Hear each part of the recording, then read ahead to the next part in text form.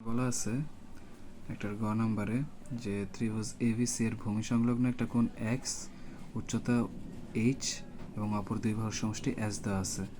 এখন আমাদের এখান থেকে যেটা করতে হবে, ত্রিভুজটা আঁকতে হবে।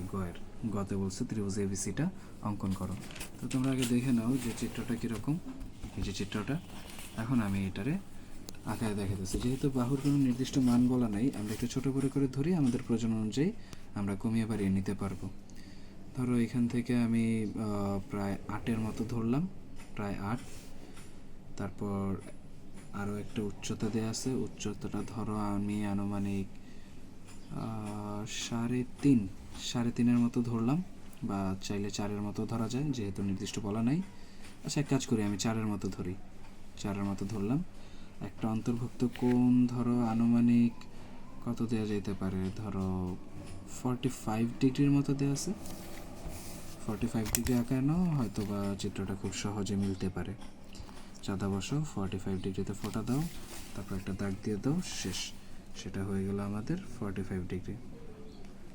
তো এখন যেটা করতে হবে, নামগুলো দিয়ে নিই। এটা দিলাম হলো এস, এটা দিলাম এইচ, এটা দিলাম কোণ এক্স। ঠিক আছে, কোণ এক্সটা একটু পরে কমপ্লিট করি। প্রথমে আমার যেটা করতে হবে সেটা হলো যে কোনো একটা রশ্মি নিতে হবে। যে কোনো একটা রশ্মি নেওয়ার পরে আমার প্রথম যে কাজটা সেটা হলো এখানে পাশ্চাপ আঁকানো। পাশ্চাপ অর্থাৎ 90 ডিগ্রি আঁকানো, কারণ আমার এখানে এইচ যেটা দাও সেটা হলো লম্ব দেওয়া, লম্ব বা উচ্চতা। তো এই লম্ব বা উচ্চতাটা কাটার জন্য অবশ্যই আমাকে পাশ্চাপ বা 90 ডিগ্রি যেটা বলি সেটা করা লাগবে। 1, 2, তারপর এখান থেকে একটা 3, এখান থেকে একটা 4, তারপর এখান থেকে একটা, তাহলে সেটা হবে 5। তো এখান থেকে যে দাগটা আঁকবো আমরা সেটা হয়ে যাবে আমাদের 90 ডিগ্রি বা এক সমকোণ হলো। এখন এখান থেকে উচ্চতাটা কেটে নিই। সর্বপ্রথম উচ্চতাটা হইলো আমাদের এইচ, এটা আমরা কেটে নিই, এই যে কেটে নেওয়া হইলো। ঠিক আছে। আচ্ছা, এরপর আমার যে কাজটা ছিল সেটা হলো এখানে যে কোণটা ছিল সেই কোণটা আঁকানো। দেখো কোণটা কীভাবে করতেছি। প্রথমে চাপ নিজের মন মতো, দেখো এখানে একটা একটু বড় করে দিই, বড় করে দিলে তোমাদের বুঝতে সুবিধা হবে। ধরো এই যে এখান থেকে দিলাম, ঠিক এখান থেকে এইভাবে একটা চাপ দেওয়া হলো। এবার কোণটা নাও, কোণটা কীভাবে, এই যে দেখো এই মাথা থেকে এই মাথা পর্যন্ত নিয়ে নিলাম। তো এখন এখান থেকে যখন কাটবো তখন সেটা এখানে পড়বে। ও, এটা নাগাল পায় না, এটার আর একটু বড় করে দিই আমরা, এই যে বড় করে দিলাম। তাহলে এই যে যেই জায়গার মধ্যে ছেদ করছে, আমরা যে জায়গাটা দেখতে পাচ্ছি সেই জায়গা বরাবর একটা দাগ এঁকে দিলে আমাদের কাজ হয়ে যাবে। কিন্তু এই দাগটা আমরা খুব লম্বা করে আঁকবো, খুব লম্বা। দেখো অনেকটা লম্বা করে আঁকছি, কারণ এখান থেকে আমরা 8-এর মাপটা কাটবো।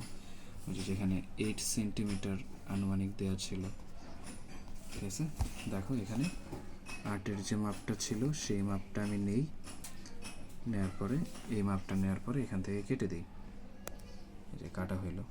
কাটার পরে আমরা যে কাজটা করব সেটা হলো এখান থেকে পাশ্চাপটা অঙ্কন করব। আবার নিচে যেমন পাশ্চাপটা অঙ্কন করছি এখানেও সেম কাজটা করা হবে। তো এই কাজটা করতে গেলে দেখো আমাদের কি করা লাগে। এইখান থেকে আমরা পাশ্চাপ শুরু করি, 1, তারপরে এখান থেকে আরেকটা দিলে সেটা হবে 2, 2-এর থেকে দেব আমরা 3 এবং 4, এই যে 3ও দিলাম, 4ও দিলাম, এবং 3-এর থেকে দেব 5, যে 3 আছে 3-এর থেকে দিলাম 5। ব্যাস হইল। এখন আমরা এই বরাবর একটা দাগ এঁকে নিব।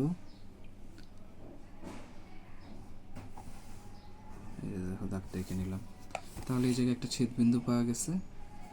এই ছেদবিন্দুটা আমাদের ওই যে বললাম যে 8-এর যে মাপটা এটা ছোট বড় করে নিতে হবে, কারণ এটা যদি পরীক্ষার সময় নির্দিষ্ট বলা থাকে তাহলে খুব সহজে এটা মিলবে।